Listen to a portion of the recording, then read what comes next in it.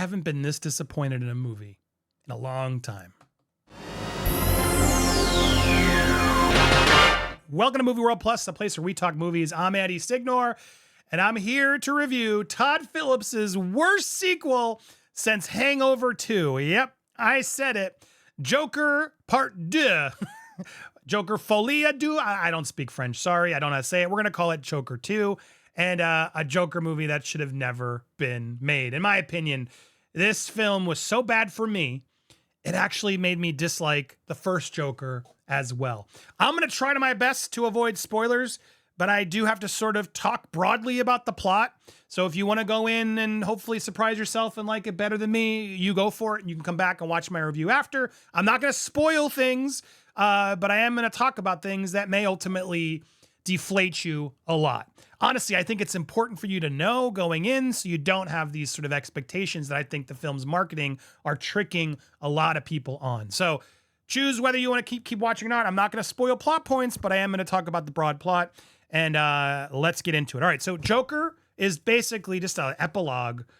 Joker 2, rather, is just an epilogue from the first movie. And honestly, it should be called Arthur Fleck and not Joker. This movie is as far from a Joker movie as you could get. And that's my biggest complaint. Like, I knew it wasn't a Batman movie. I came to terms with we're not going to get Batman or see sort of a Batman Joker thing. You're not going to get that at all. You're not even going to get references that pay off.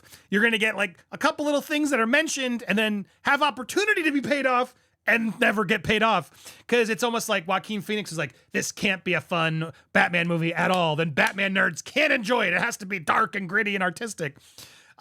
So I was prepared, though, for that.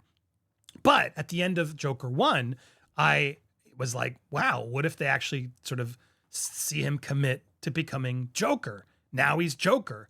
That's how first one ends. What's going to happen in this? Well, what happens in this is him rotting in prison. Him rotting in prison based on what he did in the first movie. Now, it does look beautiful. It's shot really well. This shot in the trailer is amazing, and it's in the movie. But what's frustrating is this shot that they're in the marketing putting out there as if you're going to see Harley Quinn and Joker out there wreaking havoc on the stairs. This isn't even in the movie. It's just a poster they made clearly to try to get people excited. Instead, get ready for this, them in prison. And I could have been okay with that. I could have, again, the movie starts, it moves, and I'm like, okay, I'm waiting. Harley Quinn's introduced, and you're like, interesting. Okay, where's this gonna go? And then ultimately, for me, it just never delivers. It never goes to the places that it should, based on the title of the movie, is how I can say it. Because I understand I shouldn't critique a movie because it's not what I wanted to see. But when you market a movie called The Joker, you want to see the Joker. You know what I mean? Like, otherwise, call this movie something else. Call it Psychopath, starring Joaquin Phoenix. And then I would look at this movie differently and not have expectations and issues with it like I would when you call it Joker 2. And Joker Folie, whatever, a Deuce, and it's going to have music. You'd think, okay, it's a musical. And I was worried about that. My worries were valid because the musical numbers sucked, in my opinion. They're useless, unnecessary. They're okay in the beginning because they sort of set up this tone of they meet in a musical therapy class and he's crazy and they're sort of connecting through the crazy of music. And at first I'm like, okay. And then they keep going. And then another one happens and you're like, what? When they started singing, I started cringing out. I'm like, no, this is because you have this opportunity to make this hyperkinetic Joker movie with music and Lady Gaga and big show pieces, and they just never really do it. There's one scene in a courtroom that's the best musical number just because they, imagine things and go crazy a little bit, but even that felt held back. The whole movie just feels like it's being held back due to its fact that it needs to be artsy, and it just absolutely suffers for it. Here you have a movie called Joker, starring Joker and Harley Quinn, two of the most crazy maniac psychopaths in character history. And you have a love story featuring two crazy people in an insane asylum. Like the paths and places you could go are endless in its coolness. And this movie never finds a road that works. In my opinion, it just meanders around and pointless and stupid and boring. And nothing ever really takes off. And it's almost like the feeling of there's trying to be so grounded that you're like, yep, boring, unfulfilled, disappointing. That's life. You're just like, no. This is Joker 2. You took the money. You came back for the sequel. Show us the damn Joker. And if you're hoping to see that, well, wait, you're going to get it a little bit, to be fair. There are moments he puts the clown makeup on through dream sequences, etc. But it's never what this is. Even like this shot where it's like, this is a photoshopped thing that's been out around there. This idea of like, oh, are they going to be teaming up and doing something? No, they are going to make out in prison a couple times. Joaquin's going to be used by a girl because he clearly doesn't know how women work. And even that could have been interesting. This idea of, oh, it's like a Me Too, Harley Quinn, crazy psycho girlfriend. And that even doesn't deliver. Like nothing delivers in this movie. And it's so frustrating. You get a couple sequences like this where they sing around and La La Land out. And then there's not even like violence or craziness with two of the craziest characters in character history. And they're just meandering around in prison is what it is. Oh, yeah. And it's like every moment you think it's going to go somewhere, you're hopeful. I was, at least as I'm watching, and I was patient. And it just never goes anywhere. For me, it never went anywhere. Now, to be fair, I'm not trying to spoil it. It goes places. There are some moments you're going to see. I'm not spoiling them for you. But ultimately, for me, the character of Arthur Fleck disappointed me tremendously. Now, is it grounded? Is it artsy? Sure. But the movie's called Joker. It's not called Arthur Fleck. If they had grounded those expectations with the title and whatever and actually owned it, and that's what this was about, fine. But you need to know that's what it's about. And that's not how it was hyped and promoted and marketed. And I think a lot of people are going to be frustrated, disappointed. Let's talk about those musical numbers again. Again, Lady Gaga as Harley Quinn. She's there. It feels like Todd Phillips and the crew were so inclined in making these musical numbers work because she could sing that they didn't really give her scenes that were going to be memorable or worthy.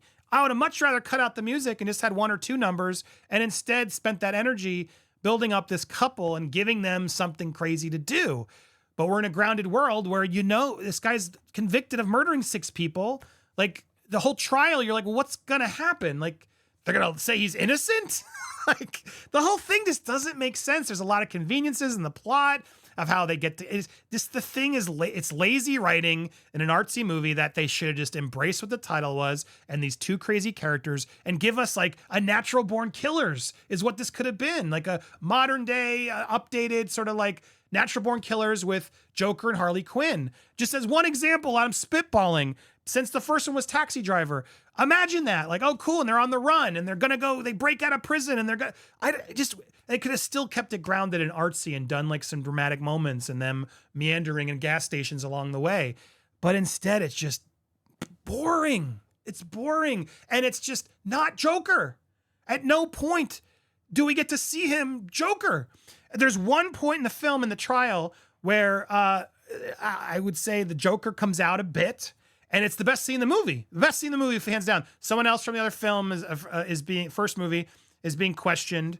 And there's a conflict and a moment that actually is like, whoa, this is cool. And I liked it a lot. It was a good moment. There's a couple other moments that were okay, but then it just never knows what to do with it.